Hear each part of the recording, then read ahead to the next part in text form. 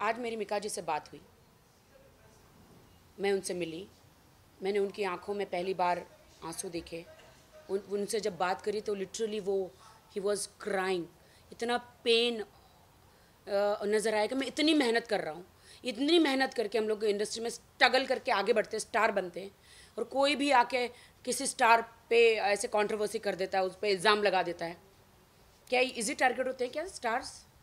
तो मेरी सारी बातें हुई, मैंने पूछा क्या क्यों केस हुआ, किस बारे में, प्रियंका कौन है, क्या है। तो उन्होंने बताया कि वो लड़की मॉडल है या डिज़ाइनर है, पता नहीं मुझे क्या है, कौन है।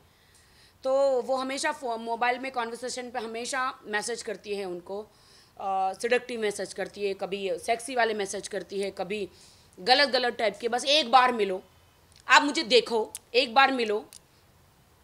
एंड वो हमेशा मना करते रहे कि मुझे नहीं मिलना है, मैं बिज़ी हूँ, मैं यहाँ पे हूँ, मैं वहाँ पे हूँ, अलग अलग कंट्रीज़ में हूँ। फिर भी हमेशा सताती रही। मैंने उन्हें कहा कि आप ब्लॉक मार देते। बोलता उतना कहाँ टाइम रहता है, इतने सारे फैंस को अगर ब्लॉक मार देंगे तो कैसे चलेगा। तो फिर पता नहीं, एक घर में एक दो बार आना जाना भी हुआ होगा, मुझे नहीं पता। बट हाँ, मिका जी उनको जानते हैं। वो नेक काम करने गए और कुएं में गिर गए, जिसे कहते हैं। तो वैसे ही सडनली ये 4-5 बजे अर्ली मॉर्निंग उनके घर में घुसी। कोई तो दरवाजे से घुसता है, ये पहली बार खिड़की से घुसी।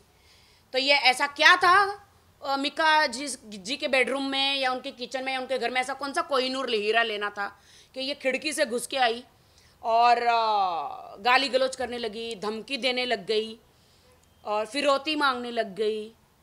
कभी 5 करोड़ की, कभी अलग अलग अमाउंट, कभी 25 लाख की। जितना मेरे पास मैसेज है मैं उतना ही अमाउंट बोलूँगी, उसका एक्स्ट्रा मैं नहीं बोलूँगी।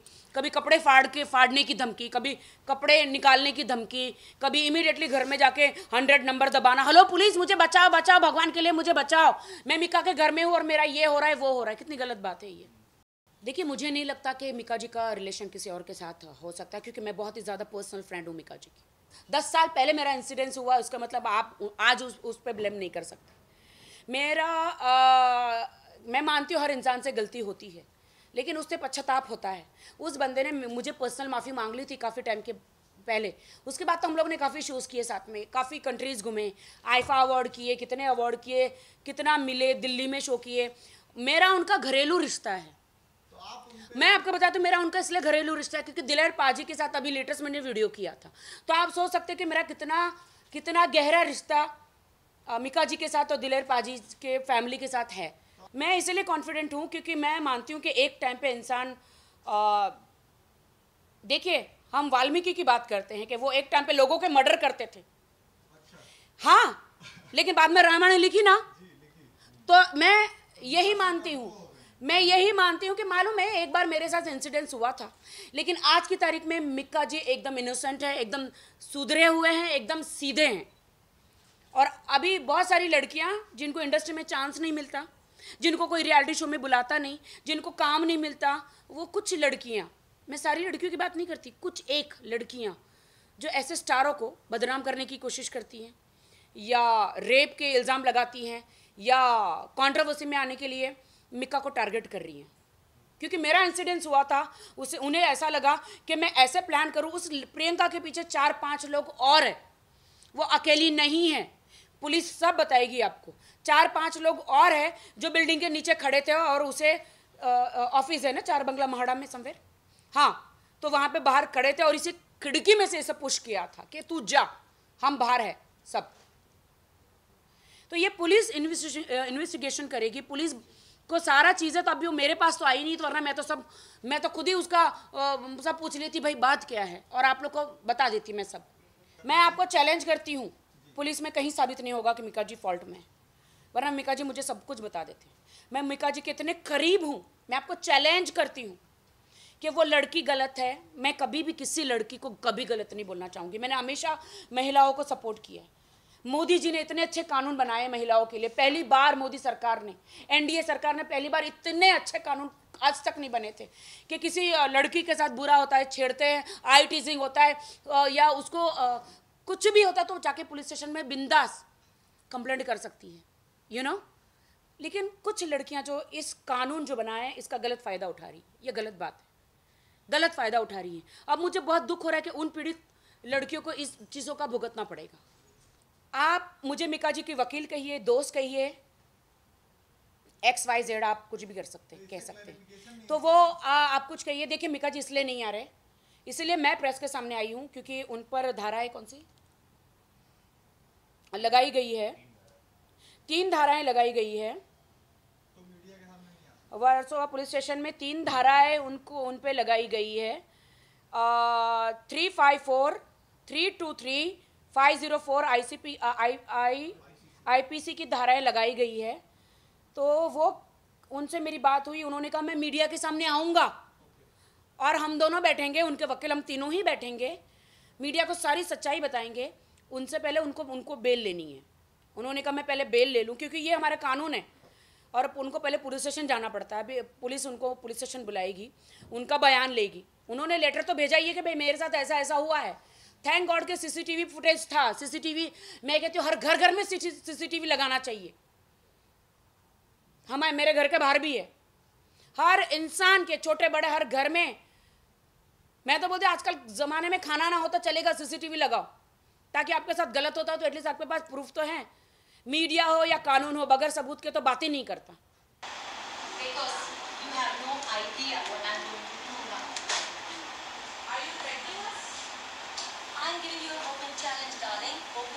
किसी NGO ने लड़की को धमकी दे रही है और वो कह रही है कि मैं सबको ओपन करूंगी, सबको। तो NGO की औरतें कह रही है आप हमको थ्रेट कर रहे हो, वो तो मैं चैलेंज कर रही हूँ। कितनी कॉन्फिडेंट है लड़की। देखिए जो लड़की पुलिस को गालियाँ दे रही है, NGO में फीमेलें बैठी हैं, फीमेलें बैठी हैं, उनको गालियाँ दे रही है, मिका को धमकी दे रही है। तो देखिए मैंने हमेशा एक महिला का सपोर्ट किया है, मैंने हमेशा महिला का सपोर्ट किया, लेकिन इस बार मैं इसलिए सपोर्ट नहीं कर रही हूँ क्योंकि यहाँ पे एक आदमी बेकसूर है, इसलिए मैं मिका का सपोर्ट कर रही हूँ। मुझे सबने कहा कि तू मिका का सपोर्ट कर रही, मैंने कहा हाँ कर रही हूँ, क्योंकि इस बार वो बेकसूर है तो क्यों ना करूँ। मुझे कह रहे तुम्हारी बदनामी होगी, मेरे बदनामी के डर से, मैं अपनी बदनामी के डर से किसी आदमी पे जुल्म हो रहा है या उसको ज़बरदस्ती फंसाया जा रहा है, तो क्या मैं ये होने दूं? वो भी मेरे फ्रेंड है, मेरा घर का रिश्ता है, मिका जी से, दिलेर पाजी से, उनके पूरे परिवार से मेरे घर का रिश्ता है। मिका जी बेकसूर है और ये सब कुछ आपको पुलिस ज़रूर बताएगी। आप पुलिस स्टेशन में भी इंक्वायरी कीजिए। वो लड़की का नंबर है, मैं आपको दे देती हूँ, आपके पास होगा ही उनका नंबर। आप उनको मिलिए, उस लड़की को पूछिए, उसके पास कोई सबूत हो तो बताए। वो ज़बरदस्ती ऐसा इल्ज़ाम क्यों लगाया किसी स्टार पे?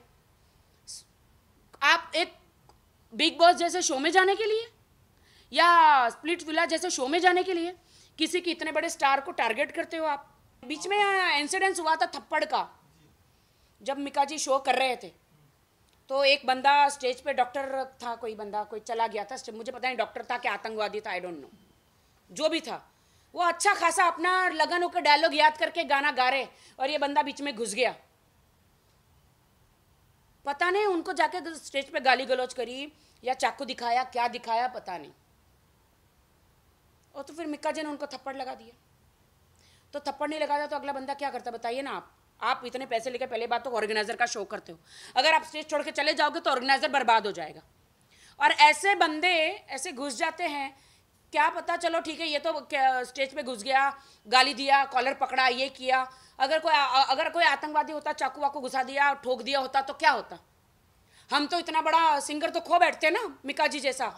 अरे सिक्योरिटी वाले होते हैं, वो कभी टॉयलेट चले जाते, को पता नहीं कहीं चले जाते हैं मुंह काला करने उनका, सिक्योरिटी वाले, और कोई घुस जाता फिर स्टेज पे। नहीं क्या मतलब है? सेलिब्रिटी होने के नाते किसी को मार नहीं सकते? सेलिब्रिटी होने के नाते मार खा सकते? ये कौन सी किताब में लिखा है? क्या बात करते हो? तो क्या पब्लिक फिगर तो आओ नोचो, ऐसा बोले? नहीं व्हाट, पब्लिक फिगर है तो आओ हम सेलिब्रिटी में नोचो, ऐसा बोले? मेरे साथ भी ऐसा कभी कभी होता, मैं धोती हूं बहुत। आज पॉलिटिक्स से मेरा निकलने का मकसद ही यही है कि जब मैं एक अभिनेत्री, जब मैं 40-50 हज़ार लोगों में जाती हूं तो ये एक नेता को देखने नहीं आते कि अभिनेत्री को देखने आते हैं। और गंदी हरकतें करते हैं, मैं उठा के पटक पटक के पिटती हूँ। अभी मेरे हाथ भी दुख गए पीट पीट के, इसलिए उस बेहतर है कि मैं ही निकल गई पॉलिटिक्स से। देखो, एक लड़की ड्रग्स लेकर आती है, खिड़की से कूद कर आती है, कमरों में जाती है, बेडरूम में जाती है, हर जगह जाती है, क्या छुपाती, क्या सबूत छुपाती है घर में, पता नहीं। उसमें बहादुरी कहाँ से हुई? कौन सी ये ऐसी कौन सी हमारे हिंदुस्तान की लड़कियों की ऐसी कौन सी बहादुरी है? आपके साथ गलत हुआ तो आप पुलिस स्टेशन डायरेक्ट जाइए ना। आप आरोपी के मतलब जो घर में है उनके घर में घुसी, वो भी खिड़की से, दरवाजे से नहीं। और 100 नंबर में जल्दी से फोन, आओ आओ आओ, बचाओ, भगवान मुझे भगवान के लिए बचा लो, कोई मेरा ये कर रहा है, गलत है ना, कोई मेरा रेप कर रहा है, ये गलत है ना। खुद ही कपड़े फाड़ती है, ये तो फिल्म का सीन हो गया बॉस, ये तो फिल्म का सीन हो गया ना, गलत है ना।